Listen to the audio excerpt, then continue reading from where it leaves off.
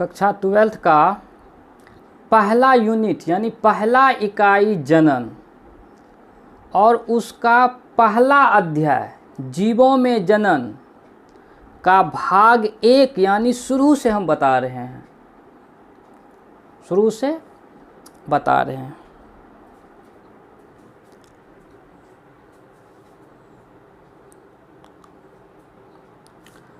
अब इसका जीवों में जनन अध्याय 1 इसका भाग 1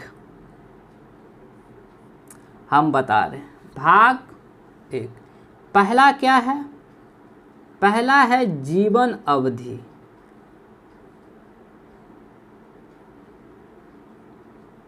जिसको अंग्रेजी में कहते हैं लाइफ स्पैन। जीवन अवधि देखिए क्या है। जीवों के जन्म से लेकर जीवों के जन्म से लेकर जीवों के जन्म से लेकर उसके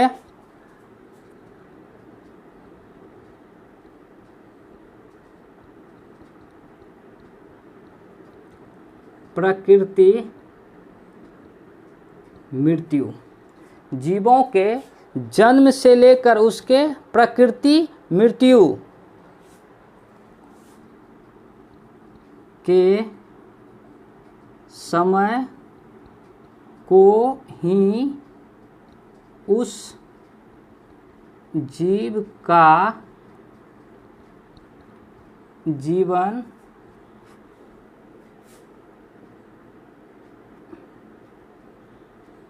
अवधि कहलाता है। यहाँ समझना है सबसे पहले जीवन अवधि क्या है। जीवों का चाहे जो भी जीव हो, जो भी जीव हो, जीवों जिस दिन उसका जन्म हुआ और उसकी प्राकृतिक मृत्यु जिस दिन हो, उस बीच के जो समय जितने साल जितने महीने वे जिंदा रहे वही उसका जीवन अवधि कहलाता है। मतलब जीवों के जन्म से लेकर उसके प्राकृतिक मृत्यु के समय को ही हम जीवन अवधि कहते हैं। मान लो कोई भी पौधा आज जीवित है, इसका कारण क्या है? या कोई भी मानव आज तक जीवित है, इसका कारण क्या है? वह अपने जाने से पहले ढेर सारे संतान छोड़ जाते हैं, इसलिए भी आज पृथ्वी पर जीव मौजूद है। यही चीज़ हम बताते हैं जीवन अवधि क्या है। जीवों के जन्म से लेकर उसके प्राकृतिक मृत्यु के जो समय का अवधि है उस जीव का, उसी को हम कहते हैं जीवन अवधि। एग्जाम्पल ले लो, जैसे मान लो मेरा जन्म 1995 ईस्वी में हुआ और मेरी मृत्यु तारीख 2050 है। यहाँ समझिए 1995 में मेरा जन्म हुआ और ये मेरा मृत्यु तारीख हुआ, तो इसके बीच के जो अंतराल है हम 55 वर्ष, यानी 55 वर्ष हम जिए। चूँकि 2050 में मेरी मृत्यु हो गई, चूँकि प्राकृतिक मृत्यु है, तो इस 55 वर्ष, तो इसी को हम कहते हैं लाइफ स्पैन, इसी को कहते हैं जीवन अवधि। यानी 1995 से 2050 के बीच जितने दिन हम पृथ्वी पर जिए वही जीवन अवधि कहलाता है, जीवन अवधि कहलाता है। अब कुछ जीव का जीवन अवधि है, उसको याद करना है।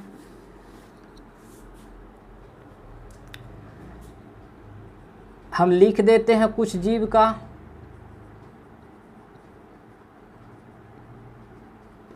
जीव और इसका ये हो गया जीवन अवधि, जिसको अंग्रेजी में कहते हैं लाइफ स्पैन। अब जैसे पहला है मैफ्लाई,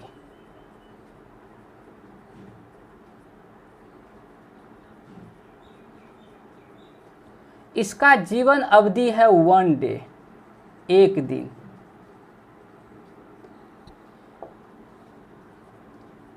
सिकाडा, इसका भी जीवन अवधि 1 दिन है। पूछा जाता है कि किस जीव का जीवन अवधि 1 दिन है, तो ये 2 ऑप्शन आएंगे। फिर नंबर 3 गेहूं, इसका जीवन अवधि 5 से 6 माह।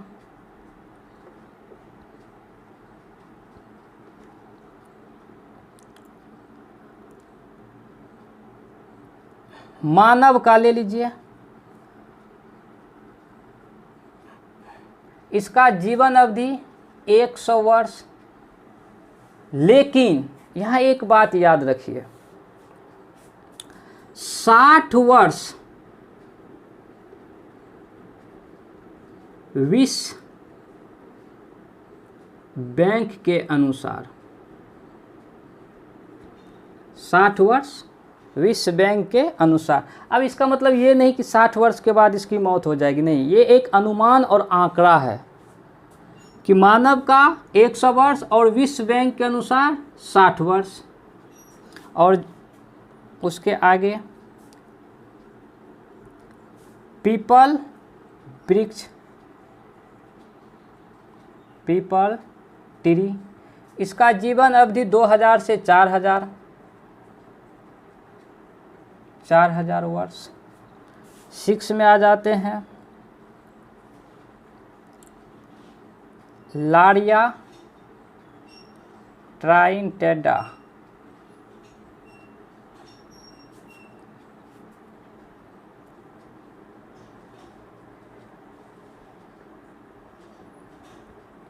टेटा, इसका जीवन अवधि 11300 वर्ष है। ये सारे इस जीव का एक अनुमान जीवन अवधि है। और सबसे ज़्यादा ये पूछा जाता है जो सबसे कम हो या जो सबसे ज़्यादा हो। और सारा है उसमें, बुक में से आप देख लीजिएगा। कुछ सूक्ष्म जीव भी होते हैं, उसका कुछ समय से लेकर कुछ दिन तक सूक्ष्म जीव का जीवन अवधि होता है। समझ में आ गया जीवन अवधि? यानी जीवों के जन्म से लेकर उसके प्राकृतिक मृत्यु के जो बीच की अवधि होती है वही उसका जीवन अवधि कहलाता है।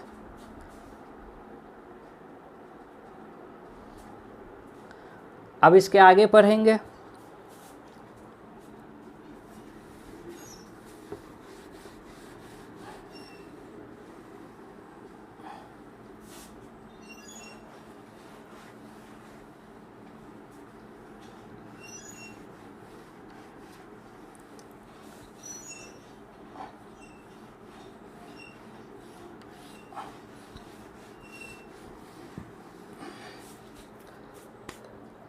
अब उसके आगे है जनन। जनन क्या है?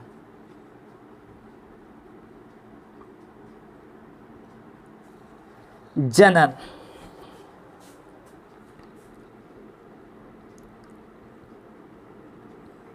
अपने समान संतान उत्पन्न करना ही जनन कहलाता है।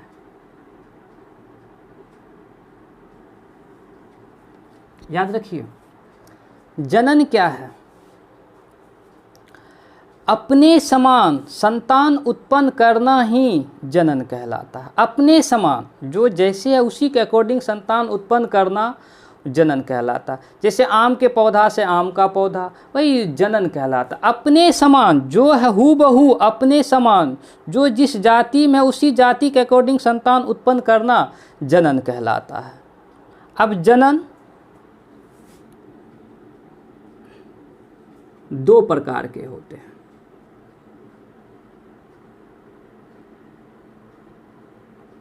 जनन 2 प्रकार के होते हैं। एक अलैंगिक जनन, जिसको अंग्रेजी में कहते हैं सेक्सुअल रिप्रोडक्शन।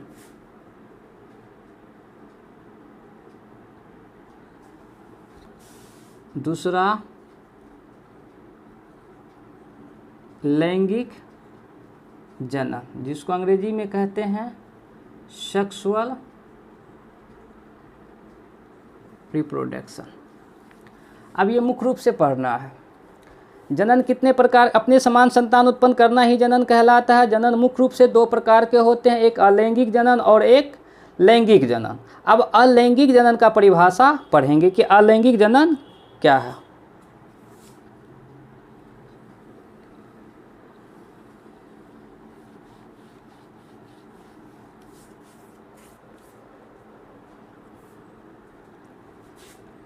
वह जनक जिसमें सिर्फ एक जनक की आवश्यकता होती है। अलैंगिक जनन क्या किसे कहते हैं? वह जनक जिसमें सिर्फ एक जनक की आवश्यकता होती है उसे अलैंगिक जनन कहते हैं।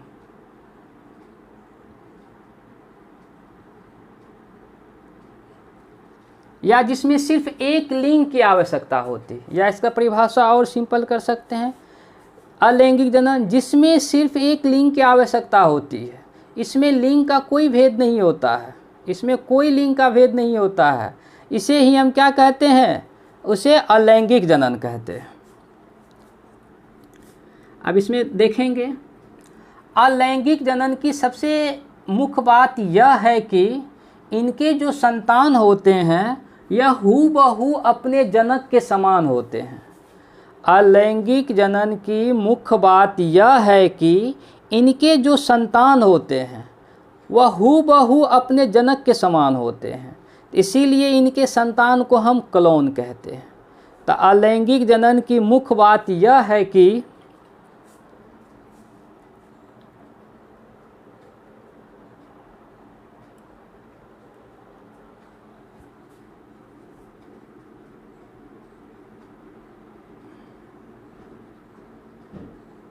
अलैंगिक जनन में मुख्य बात यह है कि इनके संतान हूबहू अपने जनक के समान होते हैं, इसीलिए इसे क्लोन कहते हैं, क्लोन कहते हैं।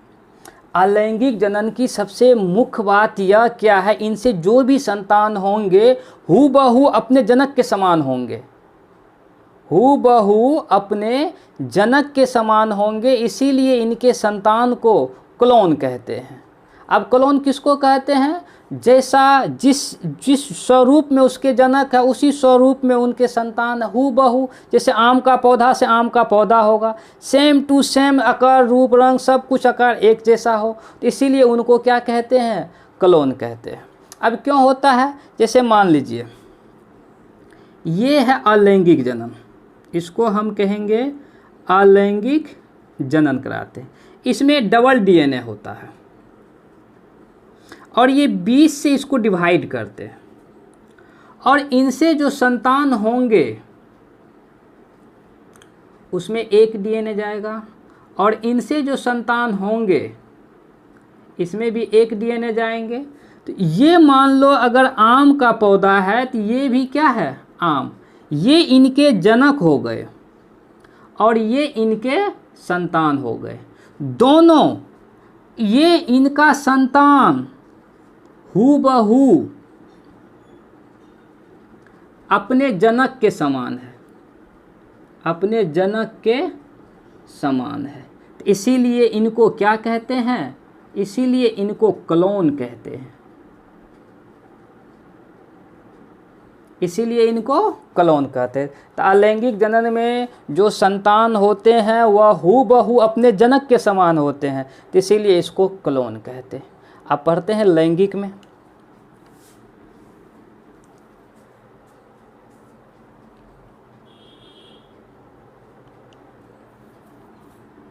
अब लैंगिक जनन पढ़ते हैं।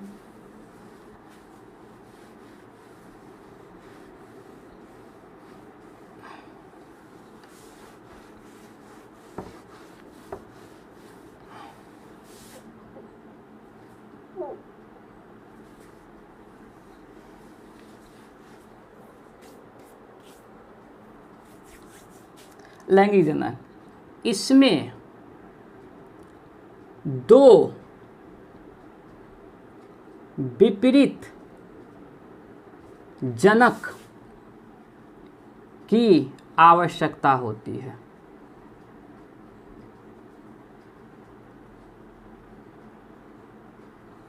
अलैंगिक जनन के में इसमें दो विपरीत जनक की आवश्यकता होती है। अब कैसे समझाते हैं।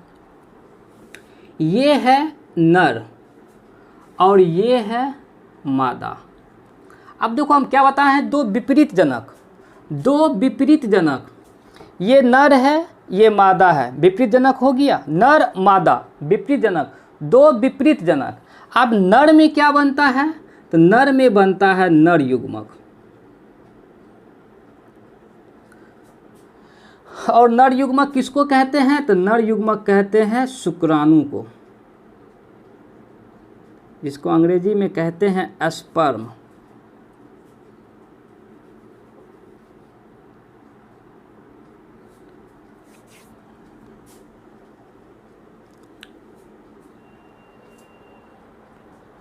और मादा में क्या बनता है, मादा में बनता है मादा युग्मक। और इसमें क्या बनता है, अंडाणु, जिसको अंग्रेजी में ओवम कहते हैं। अब यहाँ देखो, इसमें क्रोमोसोम की संख्या कितनी होती है, 46। और इसमें भी क्रोमोसोम की संख्या कितनी होती है, 46। लेकिन जब फर्टिलाइजेशन होता है, फर्टिलाइजेशन जब नर युग्मक और मादा युग्मक आपस में मिलते हैं, तो इनके क्रोमोसोम की जो संख्या होती है वह आधी हो जाती है। देख, एक पुरुष में अगर क्रोमोसोम की संख्या होगी तो वह इसमें संख्या कितनी होगी, 46। जब दोनों के बीच फर्टिलाइजेशन होता है, यानी शुक्राणु का और अंडाणु से फर्टिलाइजेशन किया जाता है, तो इसमें जो क्रोमोसोम की संख्या होती है अगुणित हो जाती है, जिसकी संख्या क्या हो जाती है, 23। यानी ये 2n है और यहाँ आने के बाद ये हो जाती है n। ठीक उसी प्रकार से इसमें भी ये 2n है, ये क्या हो गया 2n, और जब यह अगुणित होती है तो इसकी संख्या हो जाती है अगुणित। अब ये दोनों शुक्राणु और अंडाणु मिलके एक जाइगोट बनाएगा, जिसको हिंदी में कहते हैं युग्मनज, और अंग्रेजी में कहते हैं जाइगोट।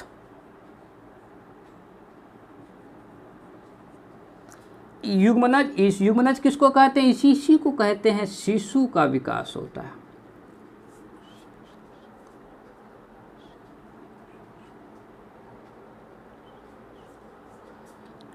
अब इसको फिर से एक बार देखना। अलैंगिक जनन में दो विपरीत जनक की आवश्यकता होती है, एक नर युग्मक और ये मादा युग्मक। नर में क्या पाई जाती है, नर युग्मक, जिसको क्या कहते हैं शुक्राणु, मादा में मादा युग्मक, जिसको कहते हैं अंडाणु। और ये जब दोनों आपस में मिलते हैं तब बनाते हैं युग्मनज, जिसको कहते हैं जाइगोट, जिसको कहते हैं जाइगोट। और यही जाइगोट बड़ा होकर एक शिशु का निर्माण करता है। यही जाइगोट बड़ा होकर क्या करता है, एक शिशु का निर्माण करता है। अब इसमें फिर से हमको देखना है, लेकिन इनके जो संतान हैं नर और मादा जब आपस में फ्यूज करके एक नया संतान बनाएंगे कि इनके संतान हूबहू अपने जनक के समान नहीं होंगे। इनके जो संतान हैं, इनके संतान अपने जनक के समान नहीं होते हैं। इनके यानी नर और मतलब लैंगिक जनन में जो नर और मादा जब आपस में फर्टिलाइजेशन करते हैं और उनसे जो संतान होते हैं वे अपने जनक के समान नहीं होते हैं। तो वे अपने जनक, इनके संतान अपने जनक के समान नहीं होते हैं, तो इसीलिए इसे विभिन्नताएं कहते हैं।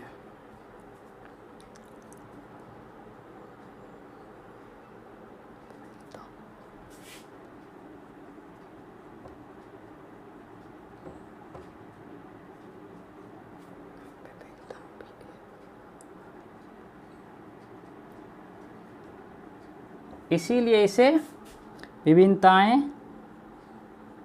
कहते हैं।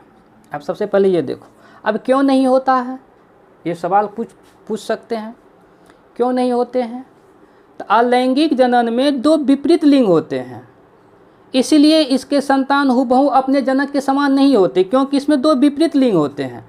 अब यहाँ मादा का डीएनए अलग है और नर का डीएनए अलग है और मादा का डीएनए अलग है। दो डीएनए एक साथ मिलकर एक तीसरा डीएनए बनेगा ना, इसीलिए इनके संतान हूबहू अपने जनक के समान नहीं होते हैं।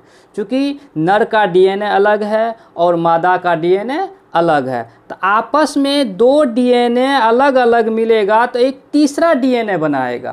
तो इसीलिए इनके संतान हूबहू अपने जनक के समान नहीं होते हैं, तो इसीलिए इसे विभिन्नता कहते हैं। इसीलिए इसे विभिन्नता कहते हैं। जैसे लाल सफ़ेद अगर दो रंग को हम मिलाते हैं, अगर यहाँ पर लाल ले लें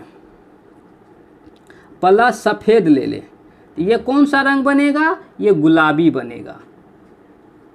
तो ये दोनों अलग अलग हैं, ये भी अलग हैं और ये भी अलग हैं, तो ये तीसरा ही न बनेगा, तीसरा रंग ही न बनेगा, तीसरा रंग बनेगा। तो ठीक उसी प्रकार से नर का डीएनए अलग है और मादा का डीएनए अलग है। ये दोनों आपस में एक साथ फर्टिलाइजेशन करने के बाद इनके संतान इनके समान नहीं होते, यानी इनके संतान अपने जनक के समान नहीं होते हैं, इसीलिए इनको हम विभिन्नता कहते हैं।